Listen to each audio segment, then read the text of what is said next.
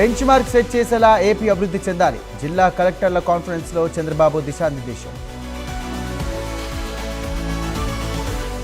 తమిళనాడులో మారుతున్న రాజకీయ పరిణామాలు. టీవీకే అధినేత భేటీపై లోక్ భవన్ ప్రెస్ నోట్ విడుదల. కల్తీ నెయ్యికి సంబంధించి ఇష్యూలో ప్రభుత్వం మరో నిర్ణయం. తదుపరి చర్యల కోసం ఉన్నత స్థాయి కమిటీ ఏర్పాటు. తమిళనాడులో ప్రజాస్వామ్యం కూని గవర్నర్ అవమానిస్తున్నారన్న కమల్ హాసన్. పిఠాపురం టీడీపీ ఇన్ఛార్జ్ బాధ్యతల నుండి వర్మ తొలగింపు. అధిష్టానం నిర్ణయానికి కట్టుబడి ఉంటారని స్పష్టం. వైసీపీపై మంత్రి కొల్లు రవీంద్ర ఫైర్. బందరు పోర్టు విషయంలో పలు విమర్శలు. తిరుమలకు ఆధ్యాత్మిక శోభ. వీధులు సర్కిళ్లకు కొత్త పేర్లు.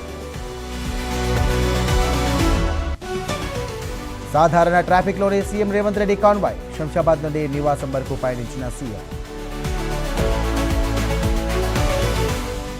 తెలంగాణ రక్షణ సేన కార్యాలయంలో కవిత సమావేశం. ప్రభుత్వంపై ఒత్తిడి పెంచేందుకు చేపట్టాల్సిన కార్యాచరణపై చర్చ.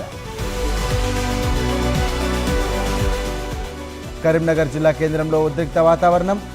బీఆర్ఎస్ కార్యాలయంపై బీజేపీ శ్రేణుల దాడి. వరంగల్ మున్సిపల్ కార్యాలయంలో కరపత్రాలు కలకలం. ప్రజల పేరుతో కార్పొరేషన్లో వెలిసిన కరపత్రాలు.